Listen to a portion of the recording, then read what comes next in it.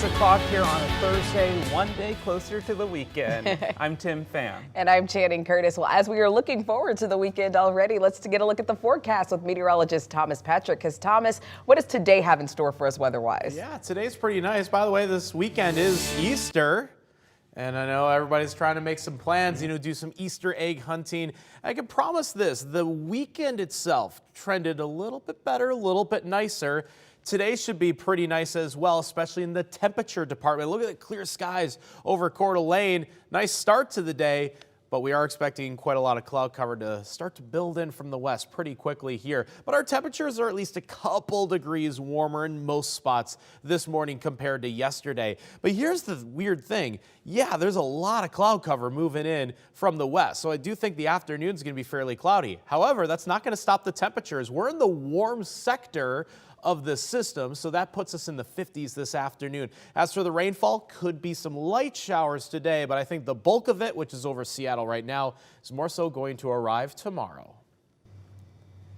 Now to an update on a story we first brought you here on Up with KREM. An East Valley High School student who is accused of making threats against other students was in court for the first time yesterday. Now, according to court documents, these threats were originally made in a group chat between several students.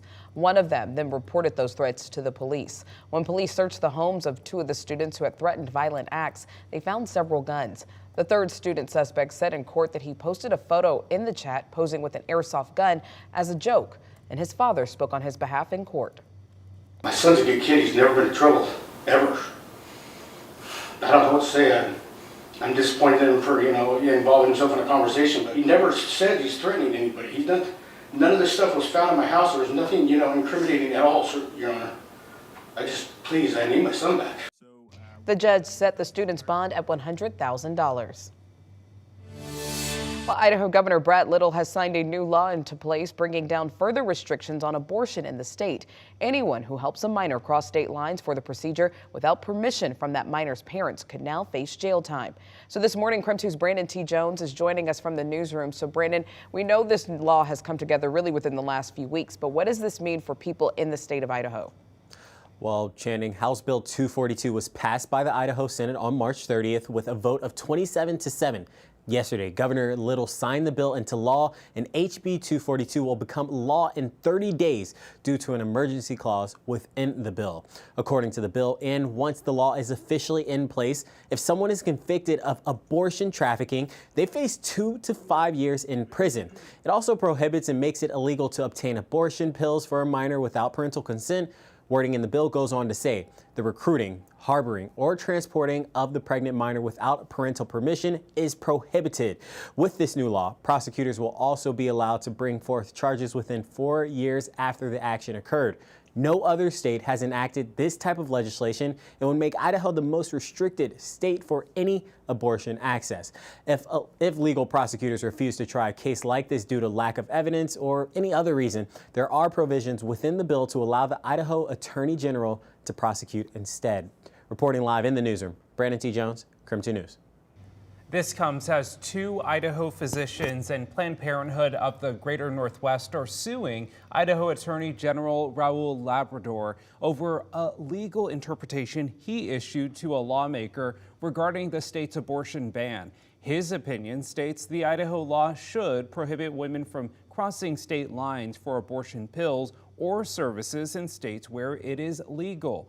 The lawsuit attempts to stop Labrador from applying the legal opinion. They believe his interpretation of the law is an extreme attempt to prevent healthcare providers from giving patients information and getting care in another state.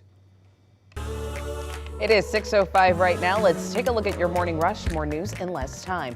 One person was shot in a drive-by shooting yesterday. Now, this all happened at a basketball court near Underhill Park. The person who was shot has been taken to the hospital, and they are expected to be okay. There's no word yet on a suspect nor a motive for this shooting.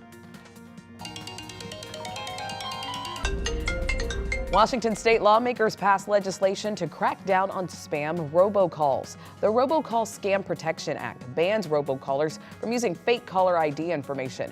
It also forbids contact with anyone on the National Do Not Call registry. That bill is now heading to the governor's desk. And the Jewish celebration of Passover is underway. It began at sundown last night and runs through next Thursday. It commemorates the Israelites' journey from slavery to freedom. Typically, it's a time spent surrounded by the ones you love with special meals and heartfelt prayers and songs. And that's a look at your morning rush. To another check of weather on this Thursday morning where, yes, it's going to start to get pretty cloudy pretty quickly across the inland northwest. There are also small chances for some light showers or sprinkles from about Moses Lake out towards La Crosse on the Palouse. But this is just south of I-90 right now, and I'm overall not really worried about the rainfall for today. Our computer model really just says that if we do see rain, it's just going to be so light that it's pretty non-consequential. But even with cloud cover this afternoon, our highs are still going to be pushing mid-50s for today, which is the warmest day in quite a while. And I did go back into the low 60s for this Easter Sunday, which would mark our warmest day of the year thus far. President Trump is facing dozens of felony criminal charges, but that is not slowing his 2024 presidential campaign. Coming up in the next 4 minutes, how the indictment has helped his chances and even raised his fundraising numbers.